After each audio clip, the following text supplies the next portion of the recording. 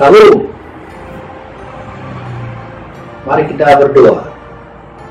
Damai sejahtera Allah yang melampaui segala akal, itulah yang mengawali hati dan pikiran saudara. Nama Yesus Kristus Tuhan kita. Amin. Salam. Bisakah kita menyebarkan Injil di tengah masyarakat yang majemuk? Pertanyaan ini adalah sangat relevan pada situasi kita pada saat ini, di mana kita juga ditugaskan sesuai dengan amanat Yesus yang kita sebut amanat agung yang tertulis dalam Injil Matius 28 ayat 19 sampai 20. Saya bacakan untuk kita. Karena itu pergilah, jadikanlah semua bangsa muridku, dan baptislah mereka dalam nama Bapa dan Anak dan Roh Kudus, dan ajarlah mereka melakukan segala sesuatu yang telah kuperintahkan kepadamu. Dan ketahuilah, aku menyertai kamu senantiasa sampai kepada akhir zaman. Saudara-saudara yang kekasih dalam nama Yesus Kristus,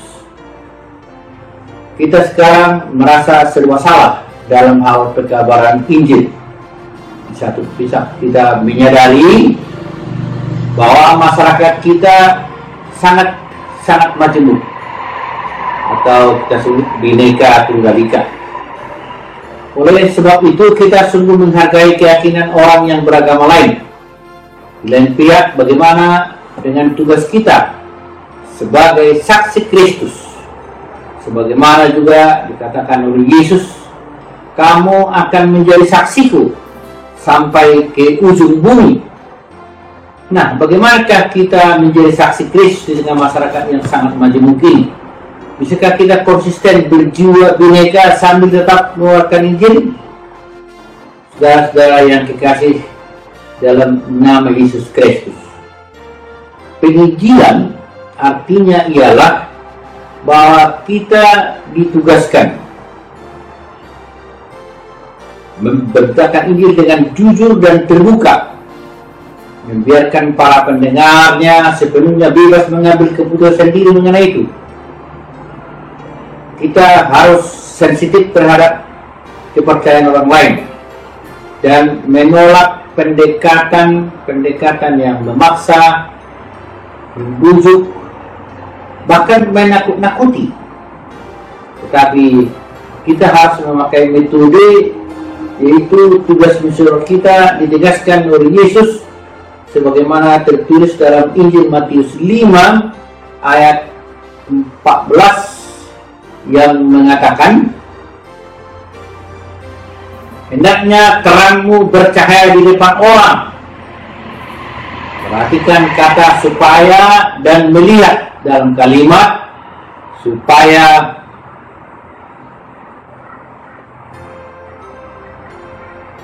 Mereka melihat perbuatan yang baik. Perhatikan hasil yang diharapkan supaya mereka memuliakan Bapamu. Itu yang dikatakan dalam ayat 16. Kita dengan kata lain, di setiap generasi seharusnya memperbarui ketetapan hatinya untuk terus-menerus memberitakan Injil sebagai bagian penting yang tak terpisahkan dari pengampiran kasih Allah bagi dunia ini. Nah, oleh karena itu kita tidak pantas dengan memakai pemberitaan Injil itu dengan mengeksploitasi kerentanan dan kelemahan posisi orang lain.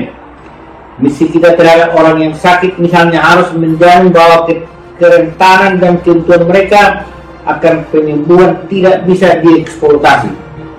Selanjutnya kita akan mengingatkan bahwa pekabaran Injil itu tadi adalah justru melalui apa yang kita sebut pekerjaan-pekerjaan yang dilihat, yang menjadi saksi di tengah-tengah dunia ini.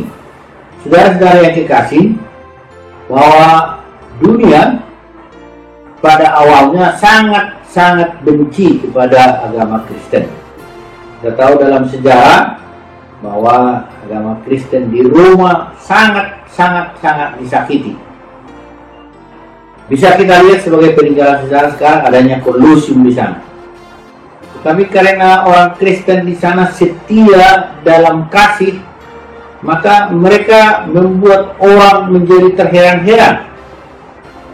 Mereka melihat apa yang dilakukan para orang Kristen, para pribil. Maka terjadilah abad ketiga, sudah mulai ada perubahan. Maka dunia membuat agama Kristen menjadi agama resmi, dan itu bisa kita lihat dengan sekarang adanya katedral di Roma. Ada dua bangunan di Roma sekarang sebagai pusat penunjukan abad sejarah yang menunjukkan kesaksian pekabaran Injil itu melalui kasih setia yang disebarkan di seluruh dunia. Kita pun di Indonesia ini, di tengah masyarakat majemuk ini, kita harus melihat bahwa tugas misioner kita harus ditegaskan kepada kita semua, agar setiap orang Kristen membawa terang Injil itu, sehingga terang itu dapat dilihat oleh orang, supaya mereka melihat perbuatanmu yang baik. Saudara-saudara yang kasih, maka tugas kita sekarang ialah bagaimana kita melakukan kesaksian melalui diakonia, dan diakonia menjadi kesaksian di tengah-tengah kehidupan kita pada saat ini. Saudara-saudara, silakan kita sekarang melakukan tugas amanat agung itu dengan melalui jalur-jalur diakoni, menunjukkan bahwa kabar baik itu telah kita bawa di Indonesia ini. Kita dipanggil untuk membagikan kabar baik dalam penginjilan, tetapi bukan pengkristenan. Karena pengkristenan adalah usaha untuk meminta orang lain menjadi bagian dari kami, menerima agama kami, atau bergabung dengan dominasi kami. Tetapi tugas kita ialah membagikan kabar baik, menunjukkan tanda-tanda salom di tengah dunia ini. Selamat mengabarkan Injil, dan Tuhan memberkati kita semuanya. Amin.